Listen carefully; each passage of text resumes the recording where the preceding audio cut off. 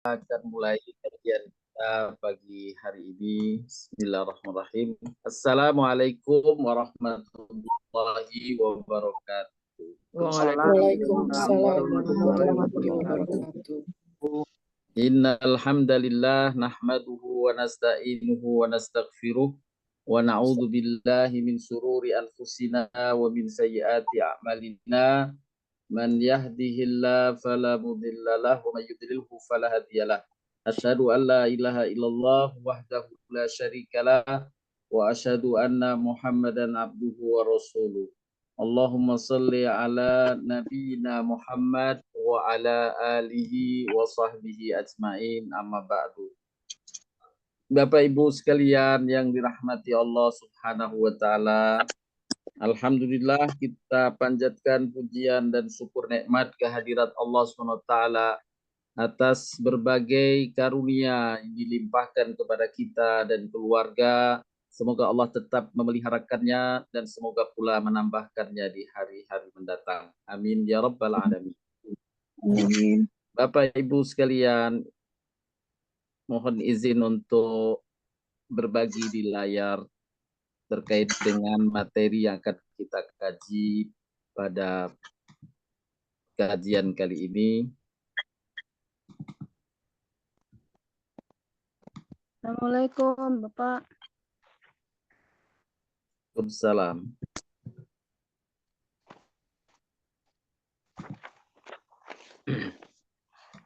Sifat takwa.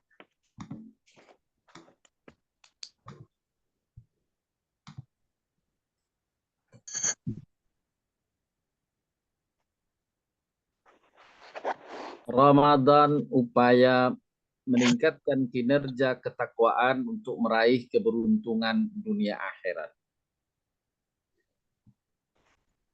Bapak Ibu sekalian, alhamdulillah insya Allah kita semua termasuk hamba-hamba yang disebutkan dalam ayat Al-Quran surat Al-Baqarah 201-202 ini.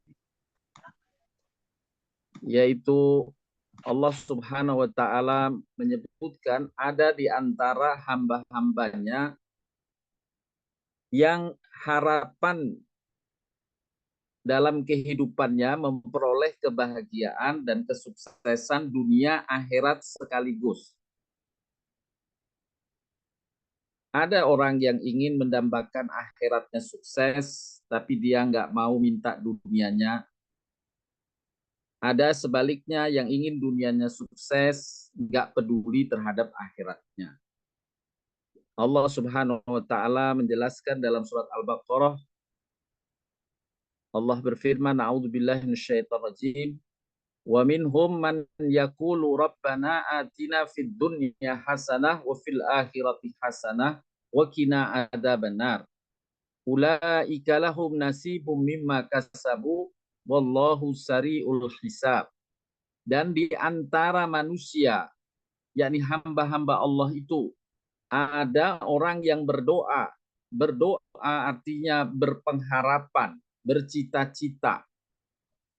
Harapan dan cita-citanya diungkapkan dalam wujud doa, ya Tuhan kami, berilah kami kebaikan di dunia dan kebaikan di akhirat, dan peliharalah kami dari siksa neraka. Sekali lagi kita bersyukur Allah telah anugerahkan kepada kita petunjuknya, sehingga kita insya Allah tergolong hamba-hamba Allah yang mendambakan kebaikan dunia dan kebaikan akhirat. Allah Subhanahu wa taala dalam ayat lainnya surat An-Nisa berfirman, "Man kana yuridu thawabad dunya fa indallahi thawabud dunya wal akhirah wa kana Allahu sami'an basira." Barang siapa yang menghendaki manfaat dunia saja, maka ia merugi. Karena kehidupan manusia ini berlanjut sampai akhirat. Kalau dia hanya nikmat di dunia, lupa akhiratnya, maka dia terputus dari perjalanan itu. Na'udzubillahi min dzalik. Oleh karenanya Allah mengingatkan, karena di sisi Allah ada manfaat dunia akhirat. Hendaklah kamu raih manfaat dunia akhirat. Jangan dunia saja, juga jangan akhirat saja. Sebagaimana dalam firman Allah yang lain, surat Al-Qasas ayat 77. Surat Al-Qasas ayat 77, Allah Subhanahu wa taala berfirman, wabtahi fima ataqallahu darul akhirata wala tansa nasibaka minad dunya. Carilah olehmu dengan sumber daya yang Allah telah anugerahkan kepadamu. Allah telah menganugerahkan sumber daya, waktu, kekuatan, tenaga, kesehatan, rezeki. Carilah olehmu dengan sumber daya yang Allah anugerahkan kepadamu kehidupan negeri akhirat. Tetapi jangan kamu lupakan nasibmu menikmati manfaat duniawi. Dengan jelas Allah berfirman dalam surat Al-Qasas 77 tadi, wala tansa nasibaka minad dunya. Jangan kamu melupakan nasibmu menikmati dunia. Dan inilah yang diajarkan dalam Al-Quran. Hendaknya kita senantiasa berharap sukses dunia, sukses akhirat. Yang digambarkan dalam ayat yang tadi telah saya nukilkan, surat Al-Baqarah. Wa minhum man yaqulu rabbana atina fid dunya hasanah wa fil akhirati hasanatan wa qina adzabannar. Dan di antara hamba-hamba manusia ada orang yang berdoa, ya Tuhan kami, berilah kami kebaikan dunia dan kebaikan akhirat, dan peliharalah kami dari siksa neraka. Mereka itulah orang-orang yang mendapat bagian dari apa yang mereka usahakan. Tentu mereka yang bercita-cita untuk sukses dunia, sukses akhirat harus diusahakan. Tidak cukup sekedar doa, karena Allah perintahkan agar kita di samping berdoa, berharap, bercita-cita, juga berikhtiar. Dan di antara ikhtiar yang penting yang Allah tunjukkan kepada kita adalah beramal dengan amal-amal ketakwaan. Beramal dengan amal-amal ketakwaan termasuk bagian dari ikhtiar, dan ini adalah kunci dari kesuksesan. Allah Subhanahu wa taala berfirman, "Wa tazawwadu fa inna khairaz zadi taqwa wattaquni ya ulil albab." Berbekallah, sesungguhnya sebaik-baik bekal adalah takwa, dan bertakwalah kepadaku wahai orang-orang yang berakal. Jika kalian mengetahui apa yang Allah janjikan bagi orang yang memiliki ketakwaan, niscaya hamba yang berakal akan menempuh ikhtiar apa yang Allah Subhanahu wa taala telah sampaikan di dalam ayat tadi. Wa tazawwadu fa inna khairaz zadi taqwa. Berbekallah, sesungguhnya sebaik-baik bekal adalah takwa. Bapak Ibu sekalian yang dirahmati Allah Subhanahu wa taala. Allah Subhanahu wa taala mengabarkan bahwa siapa yang bertakwa, maka Allah akan dudukkan dalam tingkat kemuliaan di sisinya.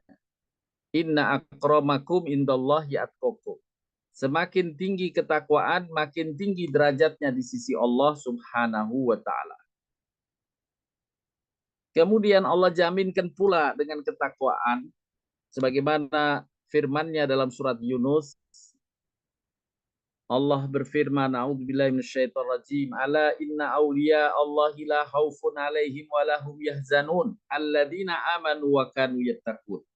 Ingatlah, sesungguhnya wali-wali Allah itu tidak ada kekhawatiran terhadap mereka, dan tidak pula mereka bersedih hati. Siapa mereka?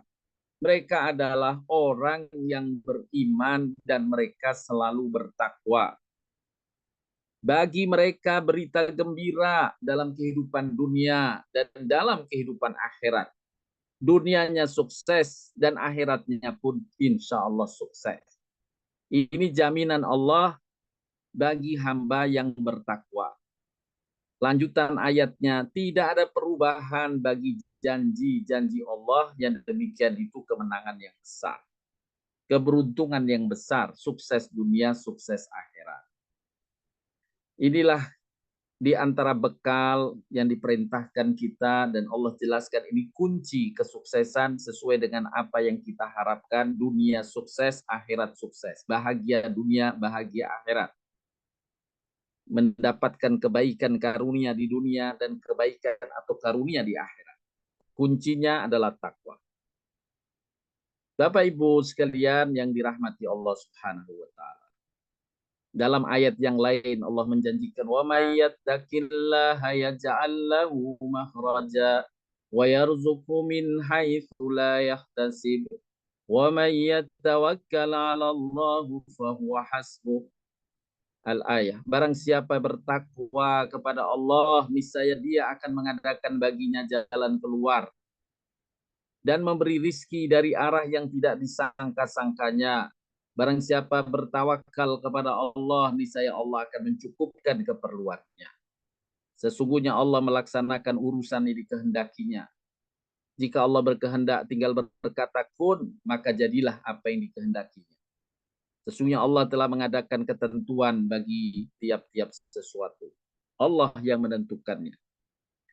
Dalam ayat berikutnya, "Wa may yattaqillaha yaj'al lahu min amrihi yusra." Barang siapa bertakwa kepada Allah, niscaya Allah jadikan baginya kemudahan dalam segala urusannya. Inilah apa yang dijanjikan Allah dan kita meyakini janji Allah tidak pernah meleset, tidak pernah teringkari. Innallaha la yukhliful mi'ad. Sesungguhnya Allah apabila berjanji pasti dipenuhi. Allah memberikan jalan keluar, kemudahan segala urusan. Allah murahkan rizkinya. Allah karuniakan kesuksesan dan kebahagiaan dunia dan akhirat. Oleh karenanya kembali kepada pesan Allah, raihlah kuncinya, yaitu tingkatkan ketakwaan kepada Allah. Kemudian Bapak Ibu sekalian, Allah karuniakan satu waktu, satu momen, yakni bulan Ramadan. Di mana pada bulan ini Allah siapkan program bagi hamba-hambanya yang bercita-cita mau berbekal takwa, yang berkeinginan mengasah ketakwaan. Maka Allah siapkan program, ya, yakni bulan Ramadan.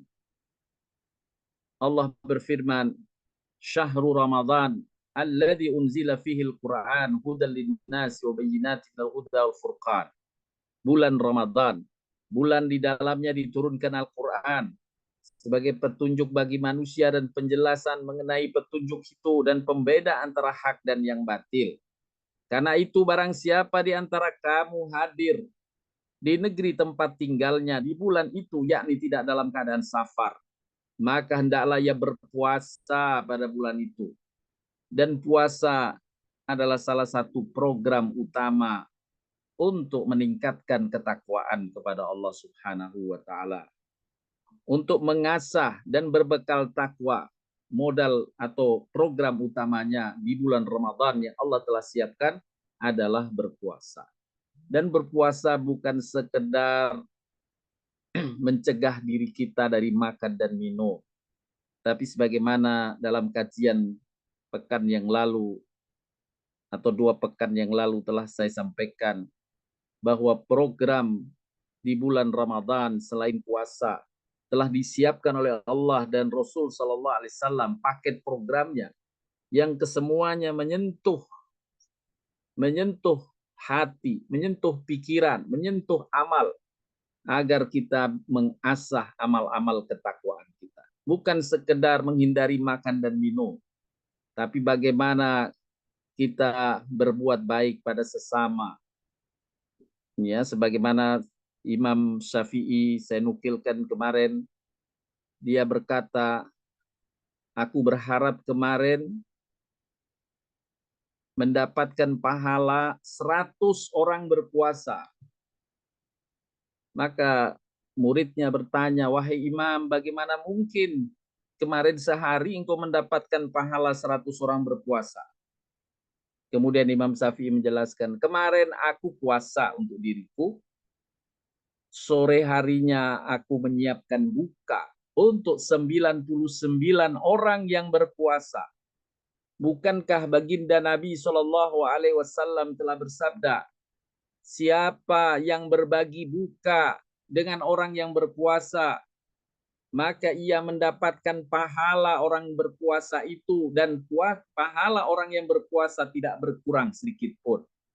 Ini teknik copy paste. Pahalanya di copy paste oleh Allah SWT, dilimpahkan kepada orang yang berbagi buka terhadap orang yang berpuasa. Imam Syafi'i menyampaikan kiat ini memenuhi sabda Nabi SAW. Dia berbagi buka untuk 99 orang dan dia berharap mendapatkan pahala 100 orang berpuasa. Bapak Ibu sekalian, inilah kiat-kiat produktif dalam meraih ridha Allah Subhanahu wa taala. Bulan puasa atau program utama di bulan Ramadan, yakni dengan berpuasa, adalah dalam rangka meningkatkan ketakwaan untuk memenuhi bekal takwa kita. Allah berfirman, hai orang beriman, diwajibkan atas kamu berpuasa sebagaimana telah diwajibkan atas orang-orang beriman sebelum kamu agar kamu bertakwa.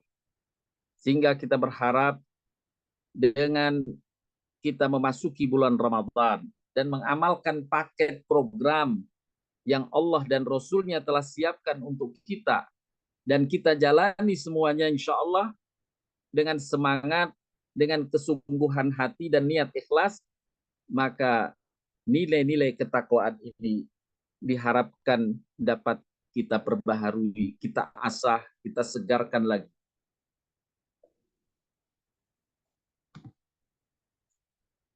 Ramadan adalah bulan efektif untuk meningkatkan ketakwaan. Dan takwa adalah jalan meraih kemuliaan dan keberuntungan dunia akhirat. Bapak Ibu sekalian yang dirahmati Allah Subhanahu wa taala. Bila kita ingin meningkatkan takwa, maka hendaklah kita melihat apa yang menjadi indikator ketakwaan. Imam Al-Qayyim menyampaikan bahwa di dalam Al-Quran telah dijelaskan indikator-indikator orang bertakwa atau sifat-sifat orang bertakwa dengan rinci. Sehingga rincian sifat itu lebih dari 100 sifat atau 100 indikator.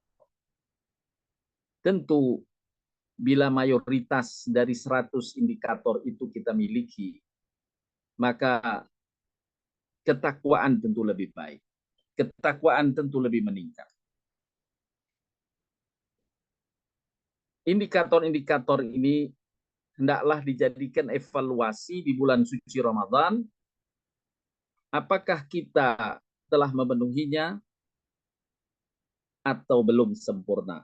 Dan mana yang menjadi titik lemah kita, hendaklah menjadi perhatian bagi kita untuk memperbaikinya, dan kesempatan itu ada pada bulan ini, bulan Ramadan.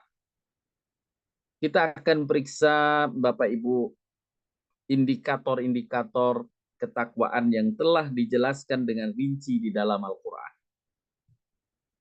Yang pertama, kita temukan indikator ini dijelaskan dalam surat Al-Baqarah ayat 1 sampai 5. A'udzu billahi minasyaitonir rajim. Alif lam mim. Dzalikal kitabu la raiba fi hudal lil muttaqin. Alladzina yu'minuna bil ghaib wa yuqimunas shalah wa mimma razaqnahum yunfiqun. Walladzina yu'minuna bima unzila ilaika wa ma unzila min qablik wa bil akhirati hum yuqinun. Ulaika ala hudam mir rabbihim wa ulaika humul muflihun. Kitab Al-Qur'an tidak ada keraguan padanya. Petunjuk bagi mereka yang bertakwa.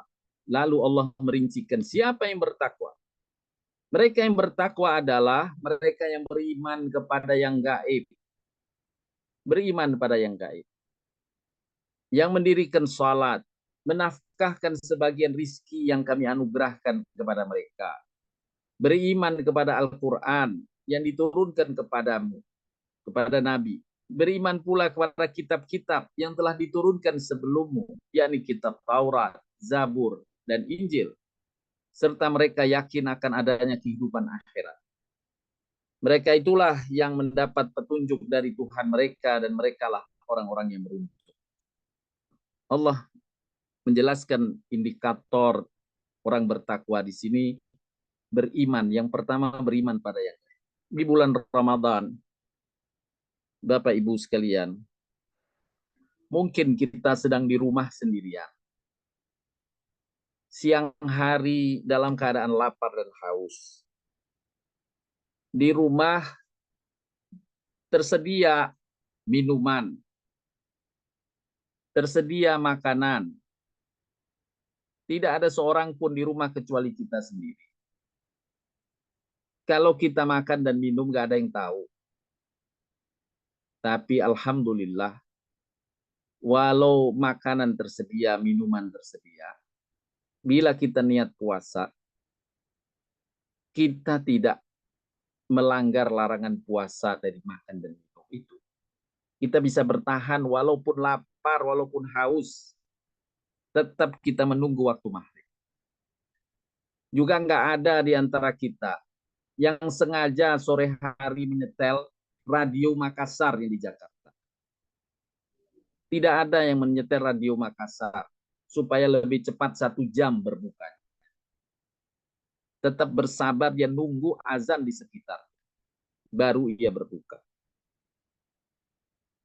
Hal ini sebenarnya melatih kita untuk meyakini yang gaib, yakni Allah Subhanahu wa Ta'ala. Bahwa Allah melihat kita, Allah mengawasi kita, Allah tahu apa yang kita lakukan.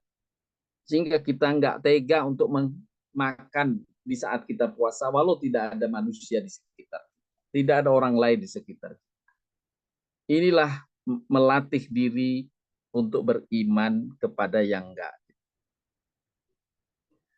Kemudian mendirikan sholat, alhamdulillah, insyaallah kita telah tunaikan. Menafkahkan sebagian rizki, alhamdulillah, insyaallah telah kita tunaikan. Beriman kepada Al-Quran, alhamdulillah, insyaallah telah kita amalkan.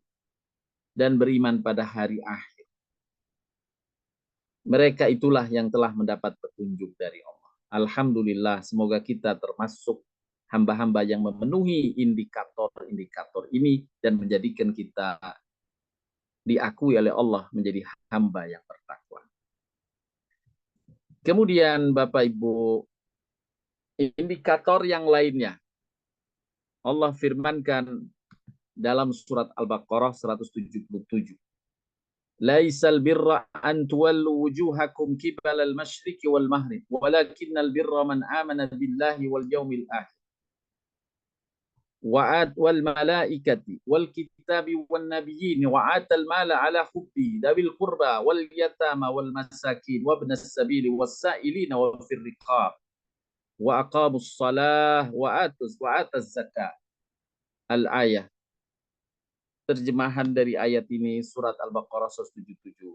Bukanlah menghadapkan wajahmu ke arah timur dan barat itu satu kebajikan. Akan tetapi sesungguhnya kebajikan, yakni dalam tafsir adalah ketakwaan. Akan tetapi sesungguhnya ketakwaan itu ialah beriman kepada Allah, beriman kepada hari akhir, beriman pada malaikat-malaikatnya, beriman pada kitab-kitabnya, beriman pada nabi-nabinya. Kemudian dari sisi amalan, memberikan harta yang dicintainya, memberikan harta yang dicintainya kepada kerabatnya, kepada anak yatim, kepada fakir miskin, memberikan harta yang dicintainya kepada kerabatnya, kepada anak yatim, kepada orang-orang miskin, kepada musafir yang memerlukan pertolongan, pada orang yang minta-minta, dan untuk memerdekakan hamba sahaya. mendirikan sholat, menunaikan zakat, dan orang-orang yang menepati janji apabila berjanji, dan orang-orang yang sabar, baik dalam kesempitan, dalam penderitaan atau ujian, serta dalam perjuangan. Mereka itulah orang yang benar imannya, dan mereka itulah orang-orang yang bertakwa. Ayat ini menegaskan atau menjelaskan tentang indikator orang bertakwa. Selain keberimanan, memenuhi iman dalam rukun iman, iman pada Allah, hari akhir, pada malaikat, pada kitab, pada nabi-nabi, insya Allah kita semua tergolong hamba yang mengimaninya. Kemudian dari amalan, memberikan harta yang dicintainya kepada kerabatnya, kepada anak yatim, pada orang miskin. Dirinci oleh Allah kebaikan pada sesama ini. Setelah merincikan kebaikan pada sesama, Bapak Ibu, baru Allah menyebut tentang sholat. Mendirikan sholat, menunaikan zakat. Subhanallah. Bagaimana penyebutan sholat, menunaikan zakat yang merupakan rukun dari rukun Islam, dibelakangkan setelah Allah menjelaskan tentang berbuat baik pada sesama. Padahal berbuat baik pada sesama ini bagian dari amal sunnah, amal-amal keutamaan, bukan amal wajib seperti halnya sholat dan seperti halnya zakat. Hal ini menjelaskan tentang bahwa di antara indikator ketakwaan yang penting yang meninggikan derajat hamba di sisi Allah adalah kemanfaatannya pada sesama. Khairun nas anfa'uhum linnas. Sebaik-baik manusia di sisi Allah, yakni sebaik-baik hamba yang bertakwa adalah yang paling memberikan manfaat pada sesamanya. Berikutnya ayat yang lain yang menjelaskan indikator tentang ketakwaan kita temukan dalam surat Ali Imran ayat 15-17. Qul a'unabbi'ukum bi khairin min dzalikum lilladzina taqaw inda rabbihim jannatun tajri min tahtihal anharu khalidina fiha. Al-ayah. Yang terjemahannya, katakanlah, inkah aku kabarkan kepadamu apa yang lebih baik dari yang demikian itu? Untuk orang-orang bertakwa, pada sisi Tuhan mereka, ada surga yang mengalir di bawahnya sungai-sungai. Mereka kekal di dalamnya, dan mereka dikaruniai pasangan yang disucikan, serta keridhaan Allah. Allah Maha melihat akan hamba-hambanya. Siapa yang Allah janjikan dari orang-orang bertakwa ini? Yaitu orang yang berdoa, ya Tuhan kami, sesungguhnya kami telah beriman, maka ampunilah segala dosa kami. Siapa mereka? Indikator orang bertakwa yang banyak istighfar. Yang banyak istighfar itu indikator yang disebutkan dalam ayat ini. Alhamdulillah, Nabi SAW telah menetapkan bagi kita dalam sholat untuk istighfar saat kita duduk antara dua sujud. Rabbi firli warhamni wajburni warfa'ni warzuqni wahdini wa'afini wa'fu anni. Wa'afini, maafkan, kesehatkan. Wa'fu anni, maafkanlah saya. Di awalnya Rabbi firli, ampunilah saya. Sehingga setiap hari alhamdulillah Bapak Ibu kita tergolong orang yang banyak istighfar. Paling tidak saat sholat kita pasti beristighfar. Kemudian orang-orang yang sabar, indikator berikutnya. Sabar dalam menjalani amal ibadah, sabar dalam menerima ujian, dan sabar menghadapi sesama. Kesabaran ini pertama bentuknya sabar dalam menjaga amalan, yakni istiqomah dalam menjalankan ibadah atau amalan. Kemudian sabar ketika mendapatkan ujian, sakit kita tetap bersabar. Kemudian sabar dalam berinteraksi dengan sesama. Kemudian yang benar ya, jujur, yang tetap taat, yang menafkahkan hartanya disebut lagi dalam ayat ini sebagai indikator orang bertakwa. Dan memohon ampun di waktu sahur. Memohon ampun di waktu sahur. Subhanallah, ini satu bagian dari indikator orang bertakwa. Dan di bulan Ramadan, Bapak Ibu, kita disiapkan program bangun sahur. Tapi Nabi SAW menyebutkannya bangun sahur itu, kemudian kita disuruh makan, mengakhirkannya, dan sesungguhnya makan sahur itu berkah, minum sahur itu berkah.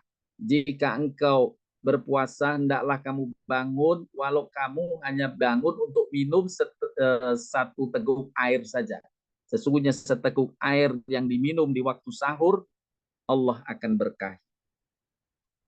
Nah, di bulan Ramadan kita dilatih bangun sahur untuk makan dan minum.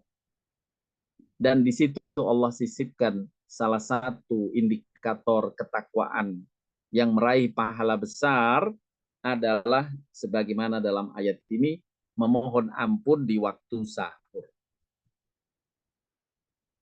Wal mustaghfirina bil ashar. Wal mustaghfirina bil ashar, memohon ampun di waktu sahur. Surat Al-Imran ayat ke-17.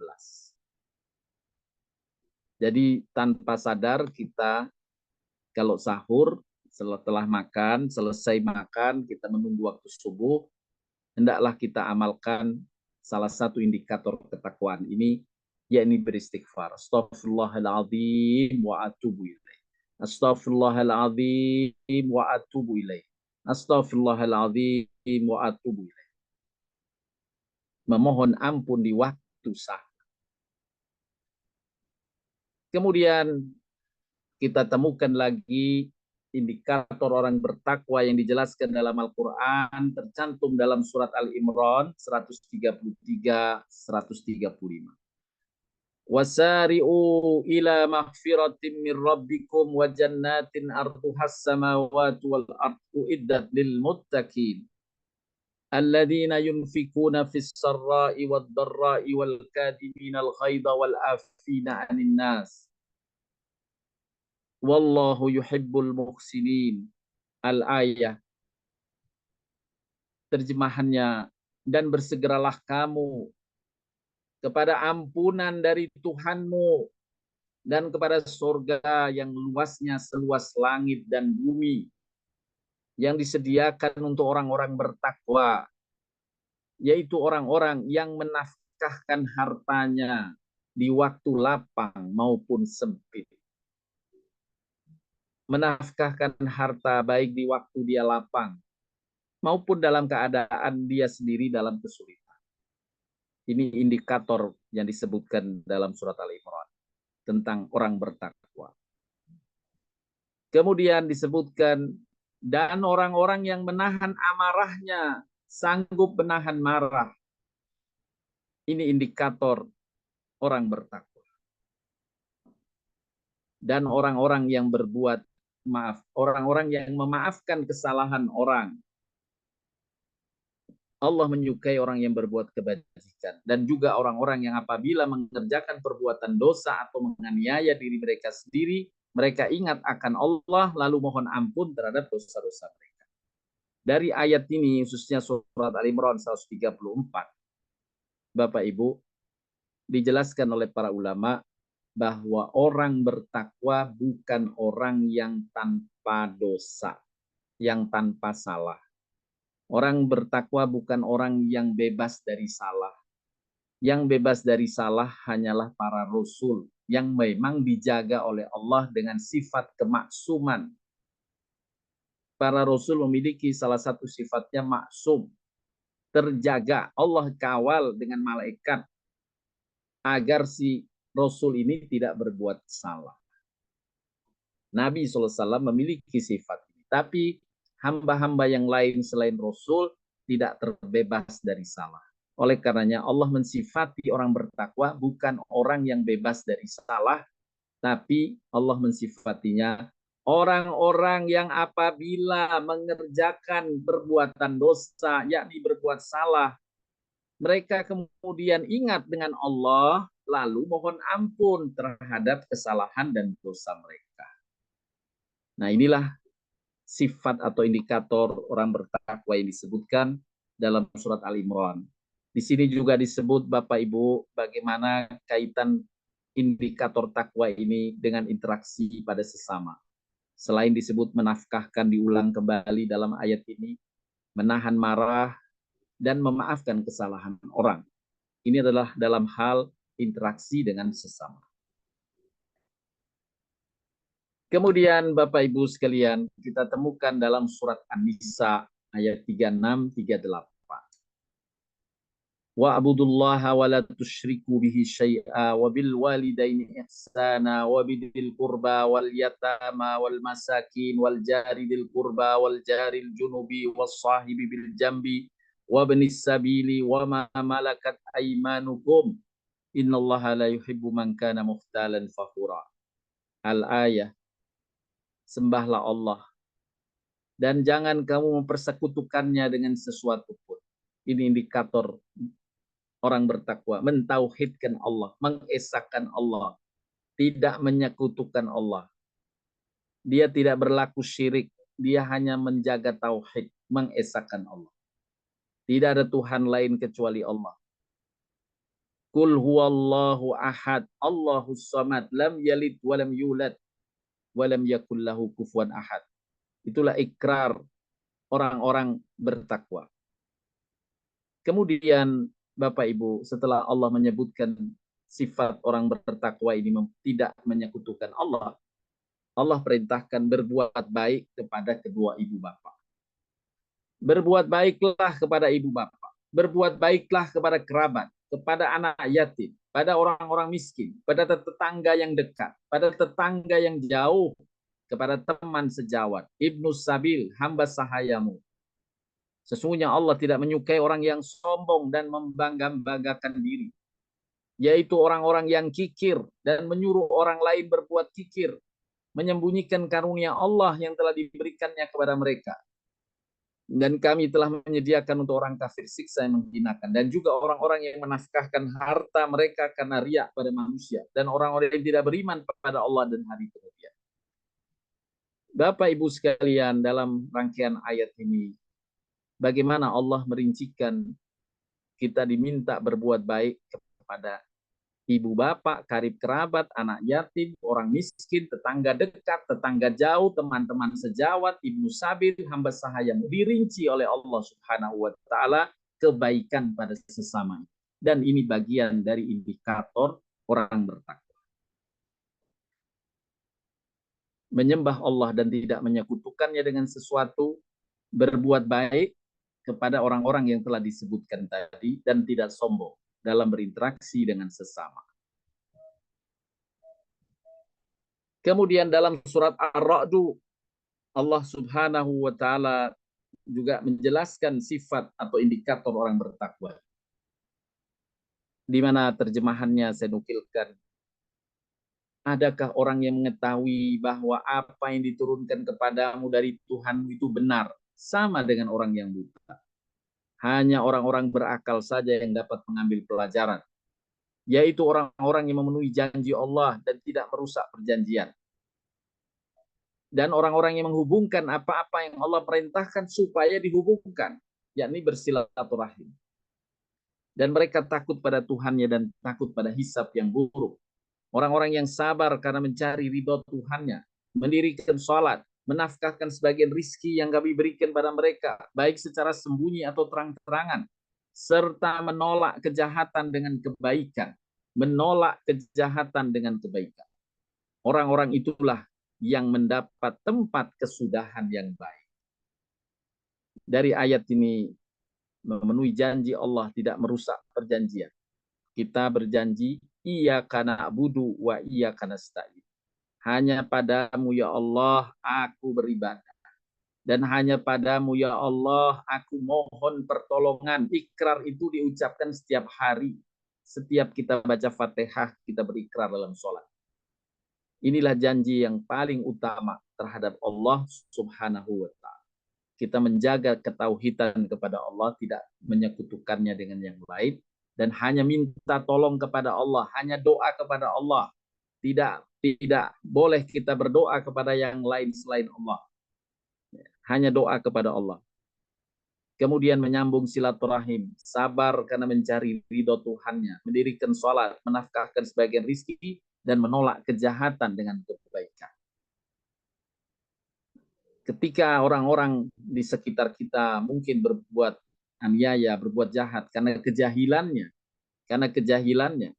maka kita menyikapinya dengan tenang dan kemudian membalas keburukan mereka dengan kebaikan. Bapak Ibu sekalian yang dirahmati Allah Subhanahu wa Ta'ala. Masih banyak ayat-ayat yang menjelaskan tentang indikator orang bertakwa.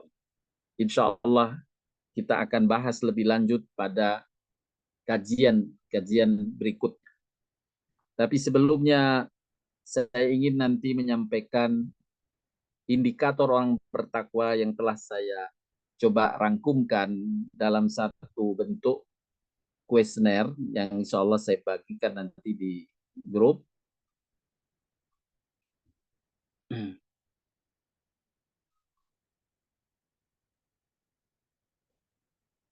Sebentar, saya ingin ganti tayangan di layar.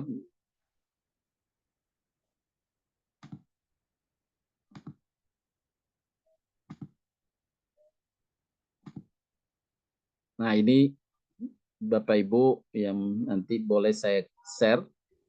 Ini saya tulis dari sifat-sifat ketakwaan yang dari Al-Quran yang telah diungkapkan oleh Imam Ibnu Qayyim. Sifat-sifat ini boleh kita jadikan cermin, bukan untuk menilai orang lain, tapi hanya untuk bercermin kita sendiri. Mumpung kita sedang di awal bulan Ramadan, masih ada 1 bulan atau kurang untuk kita bisa melihat mana yang kurang dari nilai ketakwaan kita. Beriman pada yang gaib. Apakah iman kita kepada yang gaib ini? Artinya yang gaib di sini dijelaskan beriman kepada kabar gaib dari Allah dan Rasul. Beriman pada kabar gaib dari Allah dan Rasulnya. Sesuatu yang sifatnya gaib. Kemudian misalnya tentang malaikat, tentang adanya surga, adanya neraka, kita mengimani. Adanya Allah yang selalu mengawasi, kita mengimani. Kemudian mendirikan sholat fardu. Menafkahkan sebagian rizki, beriman kepada kitab Al-Quran, yakin adanya kehidupan akhirat, beriman kepada Allah, beriman pada hari akhir, beriman kepada kitab-kitab, beriman pada Nabi, memberikan harta yang dicintai kepada kerabat, memberikan harta yang dicintai kepada anak yatim. Ini bagian dari indikator, insya Allah nanti saya sampaikan di grup untuk bisa dijadikan bahan evaluasi atau bercermin bagi kita semua.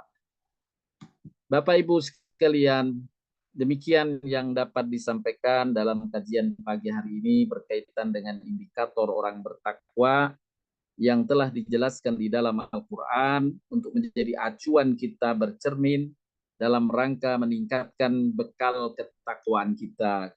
Dan kita berharap dengan meningkatnya bekal takwa kita, insya Allah kita semakin dekat dengan Allah, semakin ditinggikan kemuliaan kita oleh Allah Subhanahu wa Ta'ala di sisinya, dan Allah jamin kemanfaatannya bagi kita dunia dan akhirat. Dan doa kita, Rabbana atina fid dunya hasanah wa fil akhirati hasanah wa qina adzabannar, makin dipenuhi oleh Allah Subhanahu wa Ta'ala. Inilah yang dapat disampaikan. Selanjutnya dipersilahkan bila ada yang didiskusikan. Saya kembalikan pada moderator Ibu Lili. Terima kasih Pak Ustadz. Ibu ada yang ingin ditanyakan? Silahkan. Silahkan Bu Safi. Terima kasih Jeng Lili. Assalamualaikum warahmatullahi wabarakatuh. Pak Farhat, Jeng Lili. Waalaikumsalam warahmatullahi wabarakatuh. Saya itu diberitahu oleh anak saya, kebetulan dia itu ini mendengarkan ceramah di salah satu ini di RCTI itu. Saya bingung menerimanya, Pak. Jadi ini maksudnya bagaimana? Seperti seolah-olah saya itu mengerti, tapi juga enggak gitu. Jadi Ustadz itu mengatakan begini. Jadi pada waktu zaman Rasul itu, dia tuh bertanya kepada hadirin. Pada zaman Rasul itu bagaimana cara berbukanya Rasul? Itu Ustadz cara menyampaikannya begitu. Terus dijawab sendiri bahwa Rasul itu berbukanya, jadi puasanya dari maghrib sampai isya. Begitu Pak Barat. Jadi saya bingung juga ini maksudnya gimana? Apa ini lagi menceritakan riwayat yang dulu itu ada puasa ataukah riwayat dari apa itu yang puasanya Nabi Daud begitu ya, yang puasa sehari tidak puasa sehari gitu. Mohon penjelasannya Pak Barat biar saya nanti bisa menyampaikan pada anak saya begitu, karena dia juga menjelaskan kurang lengkap ya menurut saya gitu loh. Monggo Pak. Jadi maksudnya bukanya atau puasanya malah? Ya puasanya Penjelasan. ya, tentu dengan berbukanya kan Pak. Kalau puasa kan tentu dengan berbukanya. Caranya Nah, begitu. antara maghrib sama isya itu apa? Iya itu baru buka nanti Pak. Puasa dari maghrib sampai buka, sampai bukanya isya. Bingung saya Pak. Terus terang Oh, aja. ya, ya, Barangkali ada sejarah dari riwayat Pak bagaimana? ya. Jadi kalau Nabi SAW dalam hadis yang sahih mengakhirkan sahur, menyegerakan buka. Ya. Sebaik-baik orang berpuasa adalah mereka yang menyegerakan buka. Jadi pas azan itu dia berbuka, tidak menunda Iya. tidak menunda buka. Bahkan adab bagi orang bagi muazin ya, muazin yang akan mengumandangkan azan maghrib, dia disunnahkan untuk minum air dulu seteguk baru azan. Ya, karena Terutama dengan itu. dia azan kan sudah masuk waktu buka. Iya. Nah, dia minum dulu satu teguk, baru kemudian dia azan, ya, disunnahkannya. Walaupun kalau dia melakukannya ya tidak berdosa karena ini sunnah hukumnya. Tapi dia lebih baik. Ini menunjukkan bahwa Nabi menyuruh menyegerakan buka, segerakan buka. Nah, itu sunnahnya. Jadi jangan sampai menunggu sampai isya dan sebagainya. Apalagi nanti terawih lah. Tidak boleh menunda karunia Allah di mana Allah ingin segera kamu puasa ini karena Allah dan Allah tahu persis bahwa engkau puasa ini susah, maka Allah meringankanlah. Yuridullahu bikumul yusra wala yuridu bikumul usra. Allah mensyariatkan puasa untuk memberi kemudahan padamu dan tidak ingin menyulitkan kamu. Maka itulah yang disebutkan oleh Nabi, sebaik-baik orang berpuasa adalah yang menyegerakan buka. Begitu, Bu. Ya. Apakah kemungkinan begini Pak? Jadi itu ada kebiasaan dari sahabat atau sebelumnya begitu yang ini pada waktu apa itu Quran belum turun begitu atau belum ada perintah puasa begitu Pak. Jadi kebiasaan orang jahiliyah kah atau bagaimana tuh Pak barangkali? Saya nggak tahu, belum dengar, belum pernah dengar. Hmm, Begitu, jadi Bu Sofi. iya, jadi saya Jadi yang menjelaskannya kita yang amalkan sekarang ya sudah, artinya saat buka segera kita berbuka. ya. Terima kasih Pak Farhat, terima kasih Jeng Sama-sama, Bu Sofi. Lili. Makasih Bu Sofi. Pak Ustadz dari Bu Yuni. Assalamualaikum Pak Ustadz. Apakah puasa kita batal apabila memasukkan obat melalui jarum suntik ke dalam tubuh? Obat Pak Ustadz ya, Baik, bukan infus. Biasa. ya.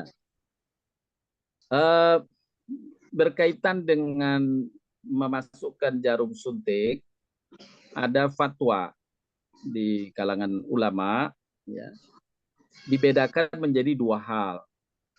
Bila obat itu atau zat yang dimasukkan ke dalam tubuh berkaitan dengan menumbuhkan stamina, vitamin misalnya, ya, dan semacamnya, maka dia membatalkan walaupun tidak lewat tenggorokan.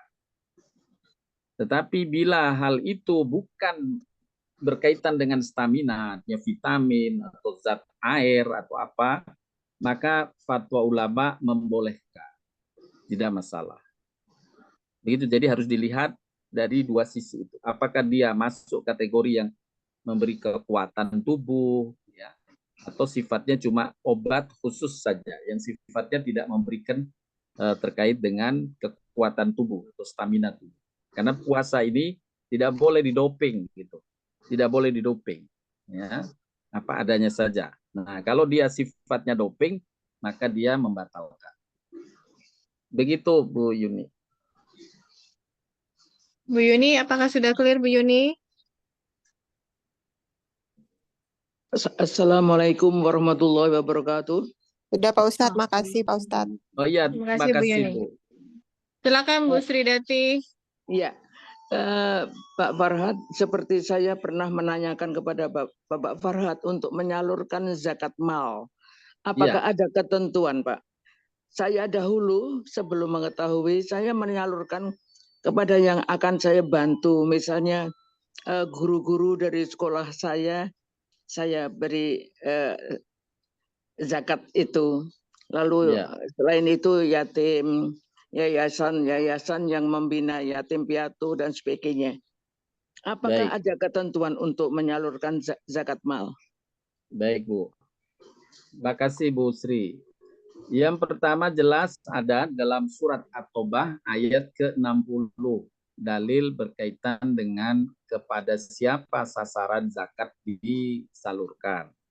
Innamas shadaqatu lil fuqara'i wal masakini, ya. Sesungguhnya sedekah atau zakat-zakat ini makna tafsir dari ayat itu adalah zakat.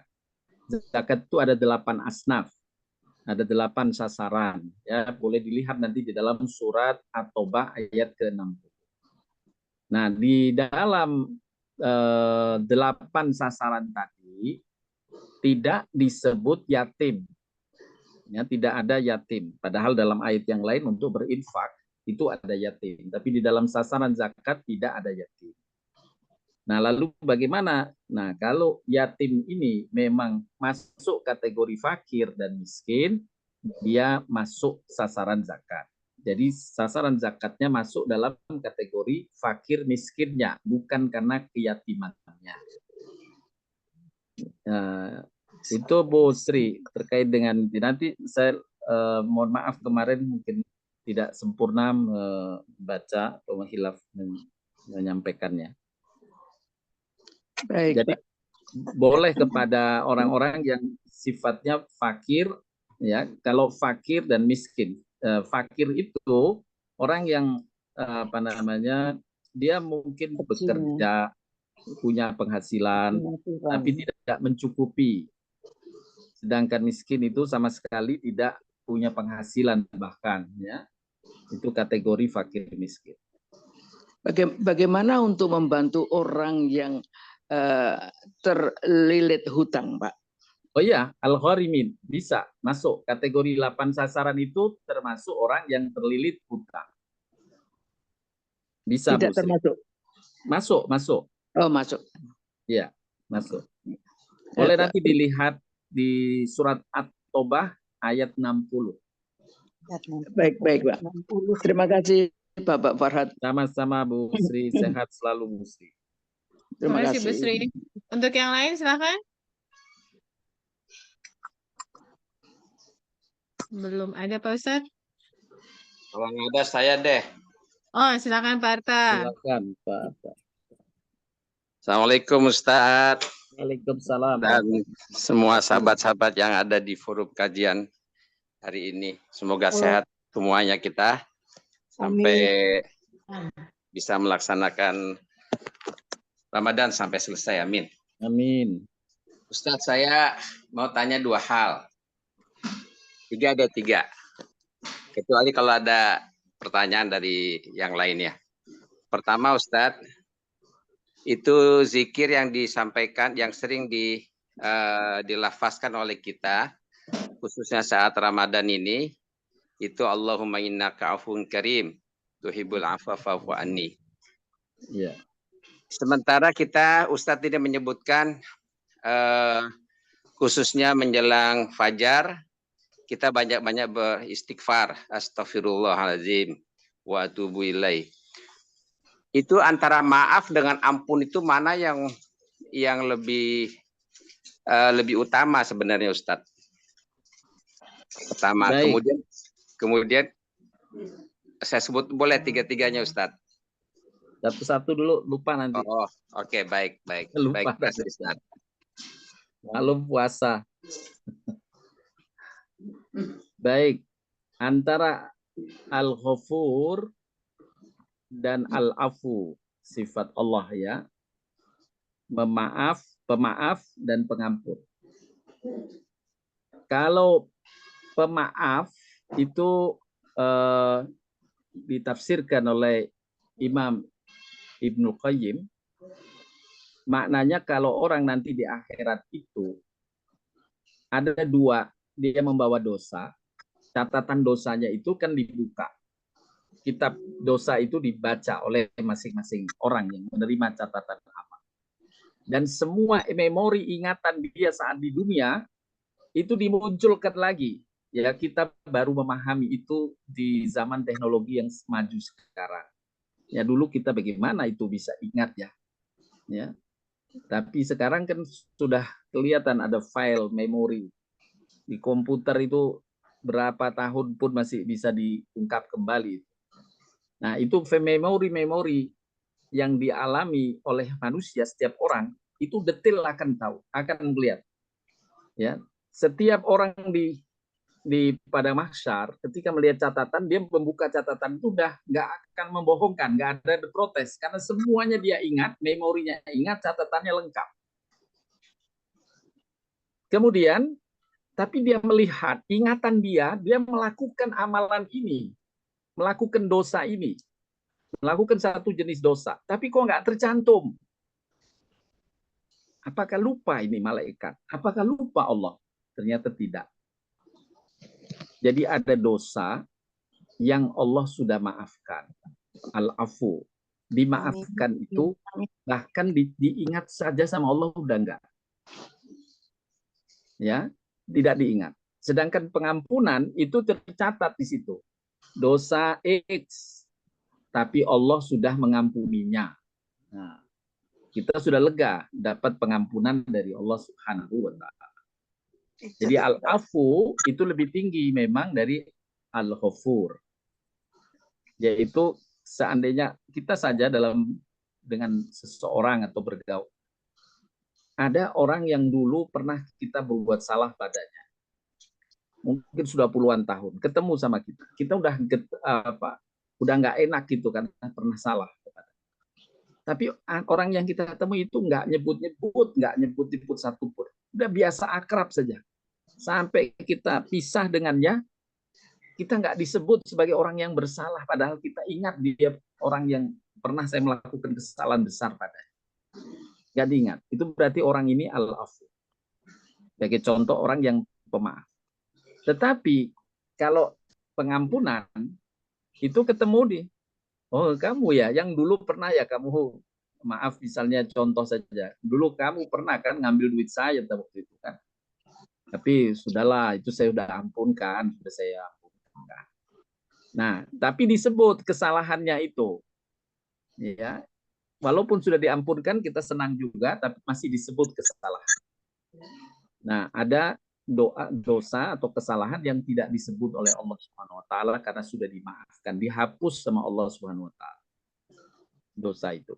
Nah, disitulah di antara ampunan itu Allah dalam arti al-afu, sifat Allah al-afu itu Allah dominankan atau Allah sampaikan di bulan Ramadan ini Allah dominan. Makanya Allahumma innaka afuwun tuhibbul afwa fa'fu anni. Agar kita dihapuskan dosa-dosa itu, dimaafkan, diampuskan. Tidak lagi dicatat atau diungkap. Begitu Pak Arta makna al-afu dan al-ghafur. Tapi keduanya sama, yaitu mendapatkan ampunan dari Allah Subhanahu wa taala. Baik Ustadz, tapi kenapa Ustadz lebih banyak di Ramadan sekarang ini Oh ya, karena lebih utama tadi ya. Iya, iya. Oke, baik. Kemudian kedua Ustadz, 11 bulan sebelum Ramadan dengan 1 bulan Ramadan ini kan ada tekanan amaliyah yang berbeda Ustadz. Boleh nggak dijelaskan lebih clear Ustadz? Stylenya orang mukmin dalam bulan Ramadan dengan style kesehariannya khususnya dalam ibadah mahdoh maupun sosial itu bedanya dengan sebelum Ramadan gimana Ustadz? Baik. Mengacu pada sabda Nabi Shallallahu Alaihi Wasallam yang disampaikan bahwa di bulan Ramadan Nabi Shallallahu Alaihi Wasallam itu seperti angin yang bertiup kencang. Artinya semangat untuk beramal kebajikan itu sangat tinggi. Seperti kalau kita di rumah ya digambarkan, kalau sedang di satu tempat, kan kita pasti ada angin juga. Tapi ketika angin kencang, kita rada heboh. Kenapa ini angin kencang? Nah, Nabi SAW diilustrasikan seperti itu oleh para sahabat Nabi SAW. Jadi kalau masuk bulan Ramadan, Nabi makin semangat. Ya kita saja alhamdulillah ya. Kita baru buka dari lapar seharian. Kemudian buka dengan makanan yang cukup mengenyangkan. Hanya beda 1 jam paling tidak. Langsung kita sholat isya 4 rakaat, sholat sunnah tambahannya, rawatibnya, ditambah taraweh. Ya, ditambah taraweh 11, itu langsung dikerjakan banyak orang. Dan bersama-sama lagi banyak berjamaah. Kaum muslimin alhamdulillah diberkahi oleh Allah dengan kemudahan. Di tanah air Masya Allah. Ya, berbondong-bondong orang berjamaah taraweh. Bahkan ada yang 23. Mereka semangat. Nah ini contoh bagaimana di bulan Ramadan. Bersedekah juga semangat. Dampak sosialnya pun terasa di tengah masyarakat di bulan Ramadan. Dampak sosialnya itu guyup, akrab, damai, itu terasa. Ya, bayangkan begitu semangatnya sampai anak-anak kecil itu. Jadi kampung-kampung itu jam 2, jam 3 itu bangun, sahur, semangat. Ya, padahal untuk ibadah sholat hariannya susah, tapi waktu bangunin sahur semangat mereka bangun. Nah, inilah suasana yang dimudahkan oleh Allah di bulan Ramadan. Sebagaimana juga disebutkan dalam hadis, di bulan Ramadan ini anugerah Allah meringankan kita untuk beramal soleh itu memang diberikan ruang ini dengan lambang pintu-pintu surga dibuka, pintu neraka ditutup, setan-setan dibelenggu. Nah, setan dibelenggu artinya nggak ada yang setan yang mampu menahan kebaikan-kebaikan, dimudahkan. Jadi kalau kita di bulan Ramadan lebih ringan sebenarnya berbuat kebaikan. Karena setannya sudah dihalangi oleh Allah Subhanahu wa taala. Begitu Pak Arta. Ya, artinya semangat beribadahnya lebih kentara ya Ustadz ya dalam pengertian ibadah ritual Ramadannya ya. Iya, artinya puasa itu sebagai satu kewajiban, tapi dia di paket Ramadan bukan satu-satunya amal. Ramadan ini selain puasa ada tarawehnya. Bangun sahurnya itu bagian dari amal soleh. Jangan dikira makan kok amal soleh. Tidak, Nabi menyebut bangunlah, akhirkan sahur. Bangunlah sahur. Walau kamu bangun untuk minum air seteguk saja. Nah, itu berarti bangun sahur bagian dari program ini. Dan alhamdulillah ternyata indikator orang bertakwa tadi dalam surat Al-Imran 17 ya. Wabil asharihum yastaghfirun, atau orang-orang yang mohon ampun di waktu sahur. Nah, tidak dikaitkan dengan Ramadan sebenarnya di sepanjang waktu, tapi di bulan Ramadan Allah kasih stimulus untuk makan. Memang kita ini manusia umumnya kalau stimulusnya itu nyata bentuknya, ya bentuk-bentuknya nyata, semangat sekali. Bangun sahur untuk makan, semangat. Ya, tapi banyak amal-amal yang diperintahkan Allah.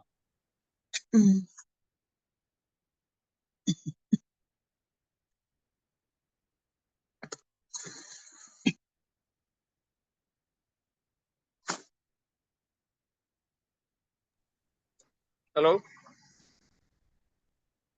Sepertinya Ustadz terputus. Bentar, saya kontak dulu ya. Oke.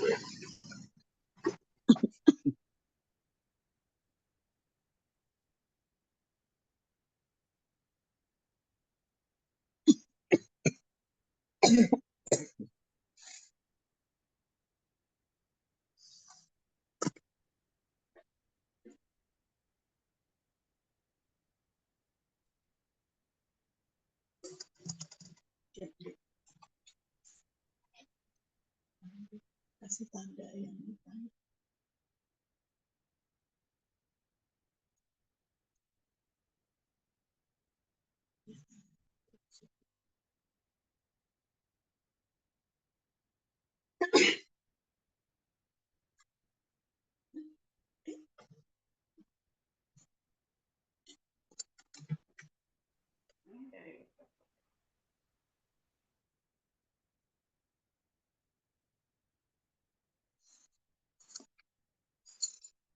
Iya. Baik, tadi Pak Arta, amal-amal di bulan Ramadan memang lebih kita diberi semangat seperti digambarkan Nabi Sallallahu Alaihi Wasallam Nanti ke sini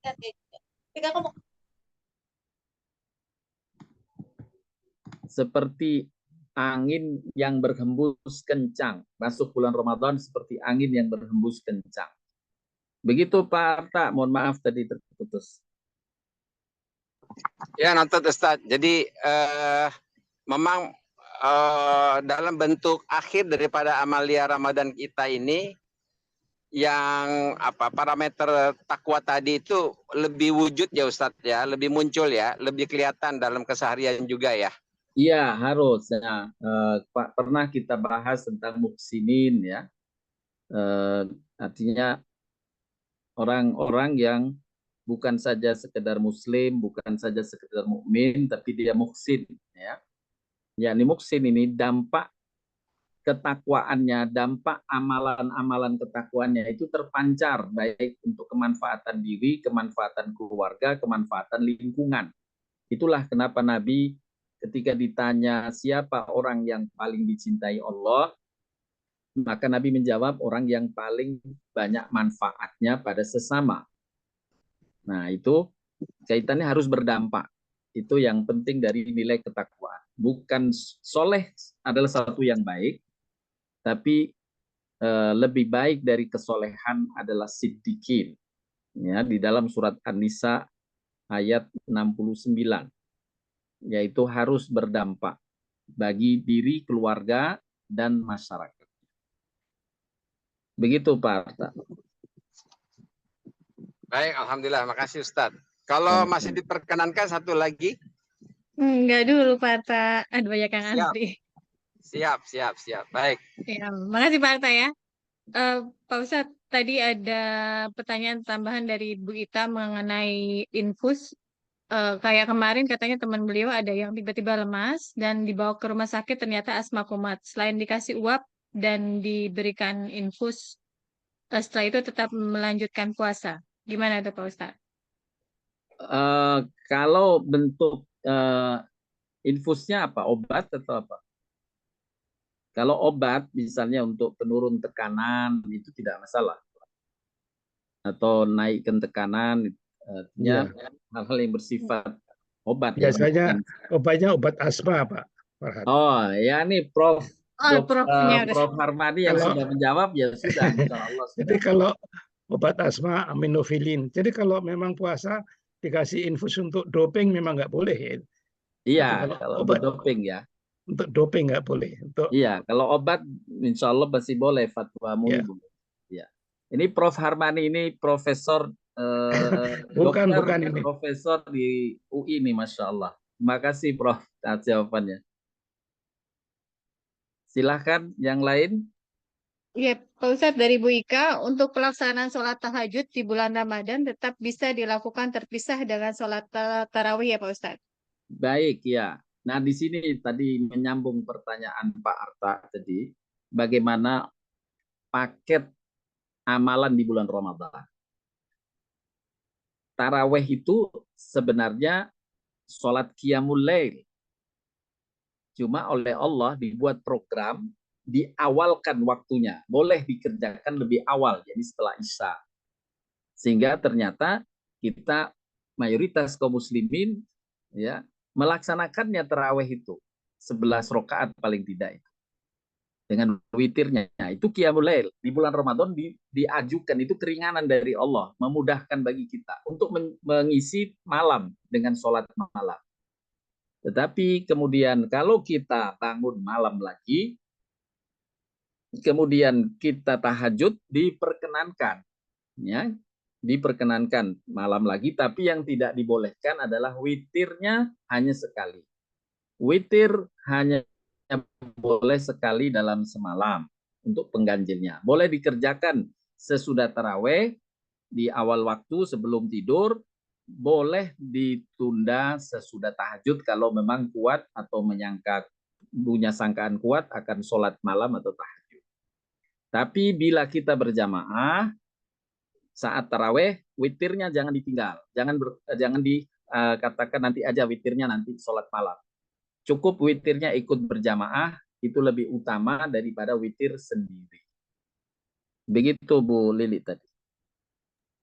Lalu pertanyaan kedua Pak Ustadz, untuk pelaksanaan zakat mal dalam satu tahun dihitung dan diserahkan bersama dengan zakat fitrah dengan dititipkan pada panitia zakat fitrah, apakah afdol? Baik, ya.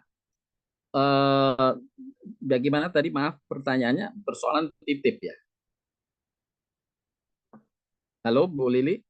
Iya Pak Ustadz, untuk pelaksanaan zakat mal dalam satu tahun dihitung dan diserahkan bersama dengan zakat fitrah dan dititip pada panitia zakat fitrah, apakah afdol? Oh, baik. Zakat fitrah dan zakat mal dibedakan ya. Tidak boleh zakat mal kemudian oleh panitia zakat fitrah dirupakan dalam bentuk beras. Ya, tidak, itu perlu pertimbangan khusus. Jadi pernah terjadi pada zaman Khalifah Umar bin Khattab radhiyallahu anhu, di satu dusun di luar kota Madinah sedang mengalami musibah. Di mana banyak pakaian saat itu di sana yang hilang atau terbakar. Maka Umar bin Khattab mengumpulkan sebagian dari zakat mal di Madinah, dirupakan pakaian untuk dikirim ke dusun itu. Ya, jadi karena kemaslahatan tertentu dibolehkan, tapi secara umum kalau zakat mal tidak ada urgensi, tidak selayaknya dirupakan seperti beras atau pakaian, tidak. Kecuali ada hal-hal khusus. Jadi diberikannya kepada 8 asnaf tadi aja. 8 asnaf yang tertera dalam surat atau bait 60. Bapak Ibu sekalian, sekaligus saya sampaikan, insya Allah pada pertemuan kajian berikutnya kita akan bahas khusus fikih zakat ini. Ya, insya Allah kita akan bahas khusus untuk detail bagaimana kita menentukan zakat mal kita dan zakat fitrah. Begitu Bu Lili. Ya, ada lagi dari Bu Nafia. Silakan Bu Nafia. Silakan Bu. Terima kasih Bu Lili. Assalamualaikum warahmatullahi wabarakatuh. Assalamualaikum warahmatullahi wabarakatuh. Ustadz, melanjutkan pertanyaan terdahulu tentang ekspresi ketakwaan kita pada bulan Ramadan yang makin harus ditunjukkan gitu ya.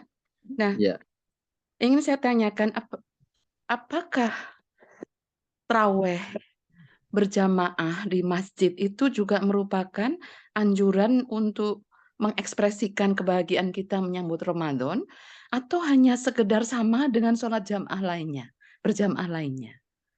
Karena mengapa ini saya tanyakan? Karena beberapa teman mengatakan saya sholat di rumah aja deh ketika taraweh yang saya kira itu sangat mulia untuk dilakukan selama bulan Ramadan secara berjamaah.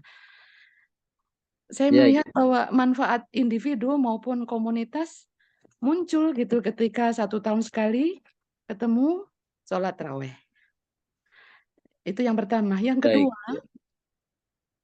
mengenai tradisi ziarah ke makam sebelum Ramadan, di mana sebagian besar masyarakat melaksanakannya. Sampai jauh-jauh harus keluar kota untuk berkunjung ke makam orang tua. Apa yang bisa kita pelajari dari itu? Apakah itu dianjurkan oleh agama atau sekedar tradisi, ataukah memberi manfaat yang lain?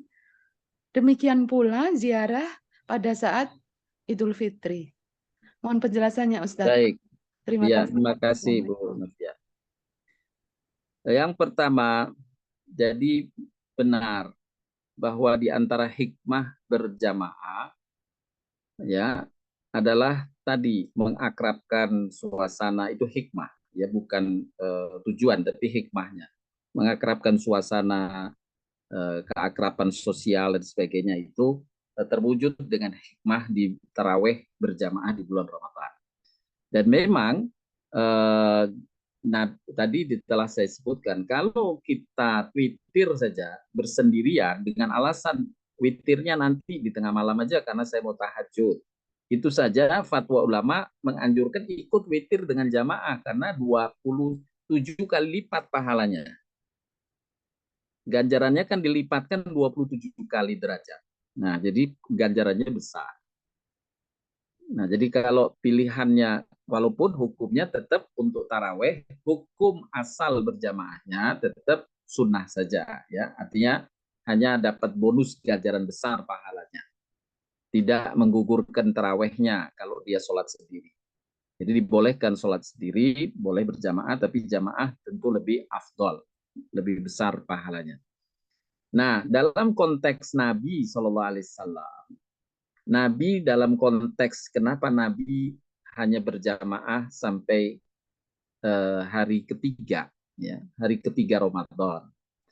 Itu dikaitkan dengan Nabi tidak ingin amalan ini memberatkan. Jadi Nabi sholat di masjid selama 3 hari, kemudian Nabi nggak keluar, dia sholat di rumah. Jadi, tapi amalan ini sudah ditetapkan dalam fatwa bahwa ini bukan Nabi menganjurkan agar taraweh bersendiri, tidak. Tapi Nabi ingin meringankan bagi orang-orang yang tidak mampu. Jadi tidak menjadi tersalahkan bagi orang-orang yang tidak mampu, tidak tersalahkan. Tapi bila orang mampu untuk melaksanakannya mendapat bonus besar. Dan hingga saat ini di Masjidil Haram, Masjid Nabawi, taraweh tetap berjuta orang yang hadir, ya, bersemangat karena meningkatkan kehusukan dengan jamaah, ya, keakraban sosial dan sebagainya, lingkungan juga tersemarakkan. Nah, itulah barokahnya bulan Ramadan. Tidak saja di kota, di kampung-kampung juga luar biasa di tanah air. Itu untuk jawaban saya yang pertama. Kemudian yang kedua berkaitan dengan ziarah. Secara umum berziarah ya adalah satu yang memang dianjurkan atau diperintahkan oleh Nabi sebagai amalan yang baik. Ya, berziarahlah kamu, itu bagian dari anjuran. Tapi tidak boleh menetapkan waktu-waktu tertentu. Ya, itu tradisi kalau itu. Tidak ditetapkan waktunya. Artinya kalau kita mau menziarahi orang di makam, ya silahkan. Nabi menyuruh kita mendoakan sifatnya. Dari mulai masuk makamnya dianjurkan adabnya, assalamualaikum ya ahlad diyar. Ya. Kemudian sampai di makamnya kita mendoakan arwah orang yang ada di makam. Jadi itu sifat ziarah. Tidak ada kaitan dengan kemanfaatan bagi kita atau hubungan langsung dengan kita orang-orang yang kita ziarah. Dan tidak ada waktu-waktu khusus. Jadi apalagi lebaran dan sebagainya tidak, ya. Cukup sebenarnya kita bisa mendoakan dari rumah. Jangankan waktu-waktu khusus itu.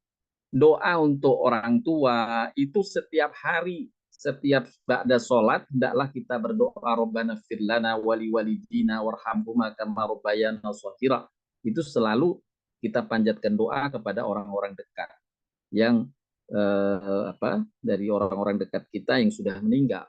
Jadi setiap hari kita doakan, tidak harus nunggu di waktu Lebaran atau nunggu menjelang puasa. Tidak, itu bagian dari tradisi saja. Begitu Bu Nafia. Baik, terima kasih. Sedikit lagi ya, Prof. Ya, Ustadz, silahkan. tentang doa kepada orang tua. Insya Allah melaksanakan itu. Bagaimana untuk kakek-kakek nenek kita yang sudah jauh? Apakah perlu kita sebutkan nama-namanya? Atau Boleh. doa itu hanya untuk orang tua bapak ibu kita? Oh enggak, boleh. Boleh untuk kakek nenek boleh. Ya. Doa yang sama atau Allahumma gfir lahum warhamhum? Iya, diniat iya Allah maghfir lahum untuk diniatkan untuk orang kakek nenek kita disebut nggak apa-apa. Bahkan Imam Syafi'i itu ya dikabarkan beliau doa kepada orang-orang dekat itu disebut satu-satu sampai 1.000 orang. Bayangkan dalam sholat malamnya, dalam qiyamul lailnya itu Imam Syafi'i mendoakan orang-orang itu dengan menyebut namanya 1.000 orang. Ya, ini kebaikan yang luar biasa. Jadi kita dalam berdoa juga boleh menyebut orang, tidak secara umum. Kita memang digampangkan, dimudahkan oleh Nabi, Allahumma fir lahum, Allahumma fir lil muslimina wal muslimat, wal mu'minina wal mu'minat. Kata Nabi, siapa yang berdoa dengan doa ini, Allahumma fir lil muslimina wal muslimat, wal mu'minina wal mu'minat, al-ahya'i minhum wal amwat. Ya.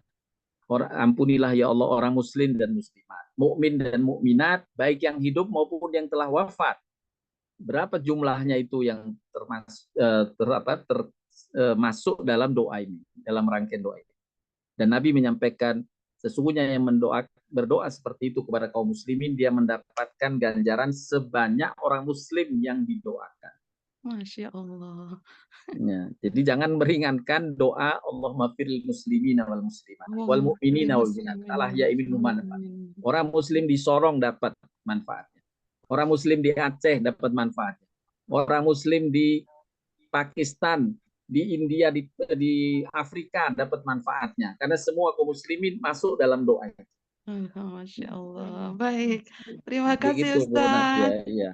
Terima kasih. Terima kasih Bu Lili. Terima kasih Bu. Pak Ustadz, satu lagi terakhir. Dari Ya, Bu Endang, sebaiknya wanita lebih baik tarawih di rumah atau jamaah, dan bagaimana pahalanya? Karena saya pernah mendengar ceramah pahalanya lebih besar sholat sendiri buat wanita. Ya, di sini terkait dengan tugas yang mungkin tertinggalkan dengan melaksanakan sholat berjamaah di masjid. Tetapi istri dari Umar ibn Khattab radhiyallahu anhu pernah melapor kepada Nabi sallallahu alaihi wasallam, "Ya Rasulullah, suamiku Umar bin Khattab menahanku dari mengunjungi masjid." Dan itu kemudian Nabi langsung mencari Umar bin Khattab. Dan setelah jumpa dengan Umar bin Khattab berkata kepada Umar, "Wahai Umar, jangan kau mencegah istri-istrimu datang ke masjid." Nah, ada larangan itu dari Nabi, jangan mencegah. Ya. Tetapi yang dipesankan jangan sampai kewajiban-kewajiban utama ditinggalkan karena alasan ke masjid. Kalau tidak ada kewajiban yang ditinggalkan dan mendapatkan manfaat dengan ke masjid itu seperti sholatnya lebih khusyuk, ya, tidak mengganggu masjid dan sebagainya, maka itu lebih dianjurkan, tidak boleh ada larangan. Ya, tidak ada larangan. Kecuali misalnya dia ke masjid nggak ada orang lain, tidak ada perempuan lain di masjid kecuali dia.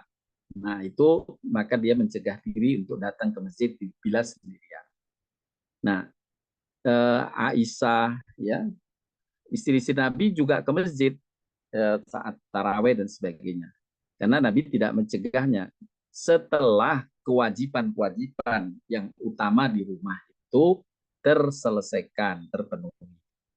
Jadi konteksnya adalah bagaimana mempertimbangkan kewajiban yang lebih utama, yaitu menjaga keluarga, menjaga rumah tangga itu, menjaga urusan keluarga, menjaga urusan rumah tangga lebih utama dibanding dia mengambil manfaat dari berjamaah di masjid. Begitu Bu Endang. Bu Endang, bagaimana dengan pertanyaan Iya, jawaban terima Pak Ustadz? kasih Pak Ustadz. Terima kasih Pak Ustadz. Ya, Jadi saya sama-sama. nggak jadi bingung ya Pak Ustadz ya. Nggak, Alhamdulillah. soalnya selama awal Ramadan sampai sekarang saya belum ke masjid karena saya sedang sakit, sedang kurang Oh, sehat gitu semoga Pak. cepat sembuh Bu Endang. Terima kasih Pak Ustadz. Terima kasih Insyaallah. Mbak Lili.